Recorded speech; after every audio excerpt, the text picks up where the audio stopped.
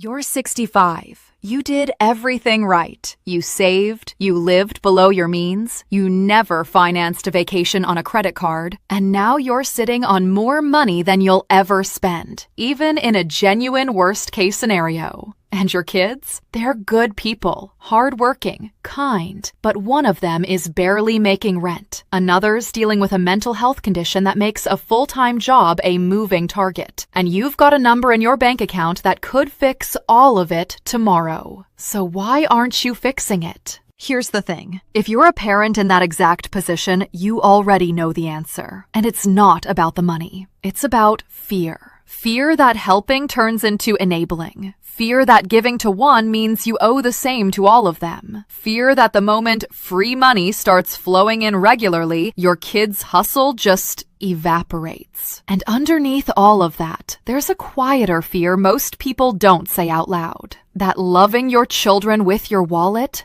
might actually hurt them. Look, this isn't some rare situation. This is one of the most common emotional knots in personal finance, and almost nobody talks about it honestly. Today we're untangling it. The psychology, the money mechanics, and yes, the very real legal landmines, like Medicaid, that can blow up a well-meaning gift if you don't see them coming. By the end of this video, you're going to understand exactly how to help the people you love without quietly sabotaging them, and without torching your own estate plan in the process. Hello, I'm Anne. This video is for educational purposes only and does not constitute legal, tax, or financial advice. Let's start with the emotional trap, because this is where almost every well-meaning parent gets stuck first. The trap sounds like this. If I help my struggling kid, I have to give the exact same amount to my kid who's doing fine, or it isn't fair.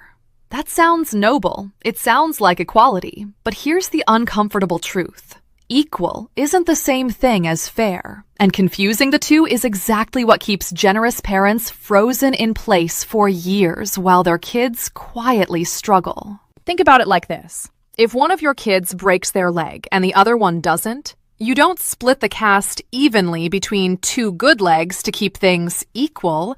You treat the actual injury. Financial support works the same way. Equity means meeting each child's actual situation, their actual need, while equality means handing out identical amounts regardless of circumstance. Those two ideas aren't opposites, and you don't have to pick one forever. You can write a check this year to help one kid renovate a home they desperately need accessible, and give another kid a smaller weekly amount toward therapy that keeps them employable.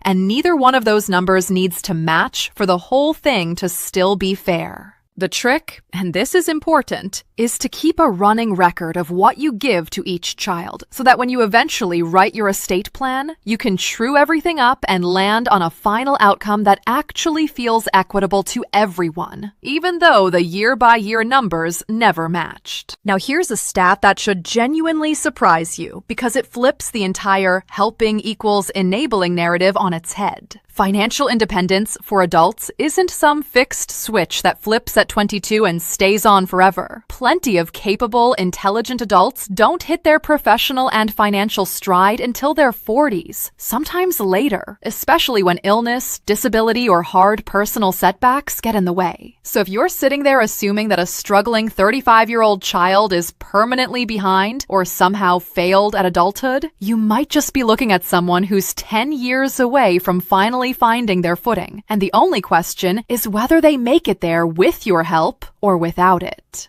And here's the reveal that should genuinely change how you think about this whole situation. Helping an adult child financially is not automatically enabling. I want to repeat that because it's the opposite of what a lot of frugal, self-made parents instinctively believe. If it's done right, with intention, with a real conversation, with some accountability attached, financial help can function exactly like a confidence boost and a financial boost rolled into one. The damage doesn't come from the dollar amount. It comes from how the money is handed over and whether there's any structure wrapped around it. Let's make this concrete for a second, because abstract advice is easy to nod along with and then completely forget the moment you close this video. Imagine two siblings. One of them is a steady earner, decent job, manageable bills, maybe even putting a little away each month. The other is the one your letter described, capable, kind, but caught in a cycle of paycheck-to-paycheck living, partly by circumstance and partly because of a mental health condition that makes consistent, full-time work genuinely difficult. If you give the struggling sibling a meaningful chunk of help this year and give the steady sibling nothing, does that feel unfair to the steady one?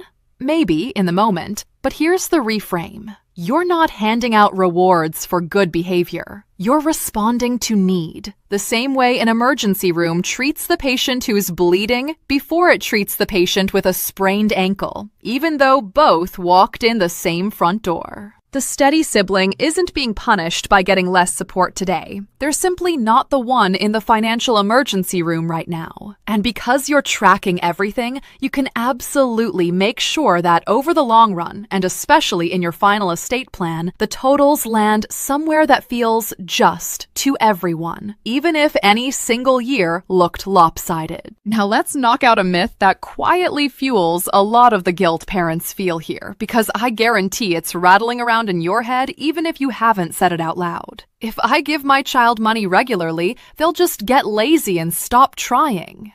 It's a reasonable fear, but it treats money like it's the only variable that determines someone's effort, and that's just not how humans actually work. Effort and motivation are shaped way more by purpose, structure, and accountability than by how thin someone's bank account is. A person drowning in financial stress isn't necessarily more motivated than someone with breathing room. Often it's the opposite, because chronic financial anxiety is exhausting, and exhausted people don't perform at their best in any part of life, including the job hunt. Relieving some of that pressure, especially when it's paired with a real conversation about goals, doesn't usually create laziness. It creates the bandwidth for someone to actually function. The enabling risk isn't about the existence of help. It's about help with zero structure, zero conversation, and zero expectation, handed over indefinitely with no plan attached. And if you're worried specifically about that scenario you mentioned, money turning into more discretionary spending or getting handed off to friends, while the paycheck-to-paycheck cycle just continues underneath it, there's a middle path between write a check and hope and give nothing at all. You can direct support towards specific obligations instead of handing over undirected cash, paying a landlord or a mortgage servicer directly, covering a therapy bill straight to the provider, funding a trade school program or certification directly to the institution. None of that requires a forensic audit of your child's spending habits, and it isn't about distrust. It's about making sure the help actually lands on the thing it was meant to solve, instead of dissolving into the general fog of monthly expenses. For a child who struggles with discretionary spending specifically, this kind of structured giving often does more good than the same dollar amount dropped into a checking account, because it removes the temptation entirely, rather than testing their willpower against it every single month. So let's talk about the how, because this is where most parents either get it brilliantly right or catastrophically wrong. The wrong way looks like this. Silently transferring money with zero conversation, no boundaries, no shared understanding of what it's for. That's the version that actually can create the failure to launch outcome everyone's afraid of, because money with no expectations attached doesn't teach anything. It just removes urgency. The right way looks almost identical on a bank statement, but completely different in spirit. It's giving your child real money toward a real goal. Current annual gift tax exclusion limits let you give a substantial amount per child per year, completely tax-free. And that figure roughly doubles if you're a married couple giving jointly. While having an honest conversation about what that money is actually for, are they using it to pay down debt, save toward a home, cover therapy that keeps them stable enough to hold a job? That's not attaching strings. There's a subtle but real difference between controlling someone with money and simply asking them to be accountable for it, the same way you'd want a business partner to be accountable if you invested in their company. Honestly, for an adult child who's struggling, a little bit of financial helicoptering isn't a character flaw on your part. It might be exactly the structure they actually need right now. Okay, now here's where this story takes a turn almost nobody sees coming. And it's the part of this video I really need you to pay attention to, because it's a legal trap that can undo years of careful saving in a single mistake. Medicaid. If any of your children might ever need to rely on Medicaid, say the one with the mental health condition who may never sustain full-time work, then how and when you give them money matters enormously, because Medicaid eligibility isn't just about income, it's an asset test. To qualify, a person generally can't hold more than around $2,000 in countable assets, bank accounts, investments, that kind of thing. And that threshold barely moves from state to state. Now, here's the part that catches families off guard. Medicaid doesn't just look at what someone owns today. There's something called a 5-year look-back period, where the program reviews whether someone gave away or transferred assets specifically to qualify for benefits. So if your child receives a sudden inheritance or a large gift, they're required to report it to their state Medicaid agency. And depending on the timing, that money can get treated as income or as a countable asset, potentially disqualifying them from the exact benefit they need most at the exact moment they need it. Think about how brutal that irony is. You spend decades building wealth specifically to help your kids, and if you hand it over the wrong way, at the wrong time, you can accidentally strip away the safety net they were already relying on. That's not a hypothetical. That's a documented, common mistake families make every single year, usually with the best intentions in the entire world. So what's the fix? This is where it gets genuinely clever. There's a legal tool called a Medicaid Asset Protection Trust, MAPT, that can shield a person's assets from being counted against their Medicaid eligibility, but only if it's set up before that 5-year look-back window starts ticking. These trusts can hold almost anything: stocks, bonds, bank accounts, CDs, even a vacation property or rental home. But here's the catch, and it's a real one. Once assets go into that trust, you give up direct control over them. It's not a magic box you can dip into whenever you want. And because these trusts are legally intricate, and Medicaid can actually challenge them if they suspect bad timing or bad faith, this absolutely is not a do-it-yourself project. This is the moment in the story where you stop watching personal finance YouTube videos. Yes, even this one, and go talk to a specialist, specifically an elder law attorney, ideally one connected to a recognized professional body, like the National Academy of Elder Law Attorneys or the National Elder Law Foundation. And here's a detail that surprises almost everyone. A primary home isn't always treated the same way as other assets. A lot of states, including Florida, New York, and California, exempt a primary residence from Medicaid's asset calculations under certain conditions. Other states, like Colorado, are stricter. The Medicaid recipient generally needs to actually live in that home or have a real plan to return to it for the exemption to hold. And there's a sting in the tail here, too. If someone received Medicaid benefits during their life, the state can sometimes recover those costs after they pass away, using the equity in their home to do it. Which brings us to one of the more elegant tools out there that almost nobody's heard of. Something called a ladybird deed, also known as an enhanced life estate deed. States like Florida, Texas, Michigan, Vermont, and West Virginia allow this kind of deed. And what it does is genuinely clever. It lets a home pass directly to an heir automatically, completely outside of the probate process, the moment the owner dies. Because the property transfers that way, it's shielded from Medicaid's estate recovery program in several of those states, meaning the state can't place a lien on it or force a sale after the fact, the way it might with an estate that passes through traditional probate. It's worth noting that not every state treats this the same way, and other states absolutely can make a claim against assets that pass outside of probate. So this is exactly the kind of detail where a quick conversation with an attorney saves you from a very expensive surprise later. So let's zoom out, because I know this got technical, and I want to bring it back to something practical you can actually act on this week.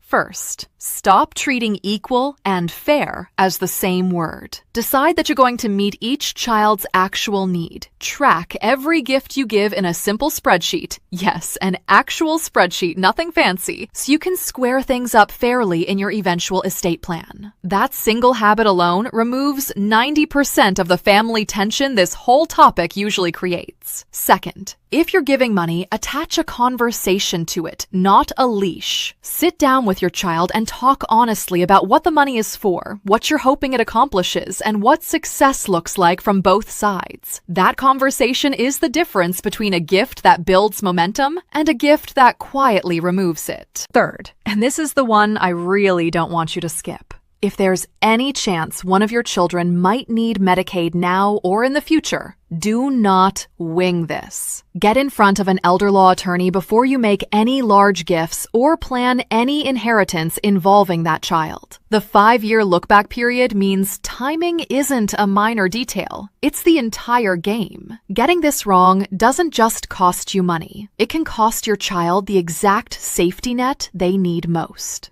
And fourth, start your estate planning now. Today, this month, not someday. If your kids are going to inherit money regardless of what you do while you're alive, then the smartest move is to start shaping that plan early, with intention, instead of leaving a confusing, unequal mess for your children to sort out, and potentially fight over after you're gone. Here's my honest take, and I say this because families get stuck on this exact issue more than almost any other money topic I see. You didn't spend your whole life being frugal and disciplined just to watch your kids struggle needlessly while your bank account sits there doing nothing. But you also didn't build that nest egg to accidentally create dependency or to accidentally disqualify a vulnerable child from the benefits they actually need. The good news, and this is the part that should genuinely relieve you, is that you don't have to choose between being generous and being smart. You can be both. You just have to be intentional about the how, the when, and the with what conversation, instead of just the how much. So here's what I want you to do before you close this video. Go have one honest conversation with your spouse this week about what help should actually look like for each of your children individually, not as a group. Start that simple spreadsheet tracking what you give and to whom. And if Medicaid is even a remote possibility for any of your kids down the road, book a call with an elder law attorney before you make any major financial moves. Not after. Because the goal here was never to raise children who depend on you forever. You already won that battle. They're independent adults living their own lives. And that's something to genuinely celebrate. The next chapter isn't about creating dependency. It's about giving the people you love the right kind of support, at the right time, in the right way, so that your money does exactly what you always wanted it to do. Build them up instead of holding them back. And one last thought before we wrap up, because it's easy to get so wrapped up in spreadsheets, trusts, and look-back periods that you lose sight of the actual point.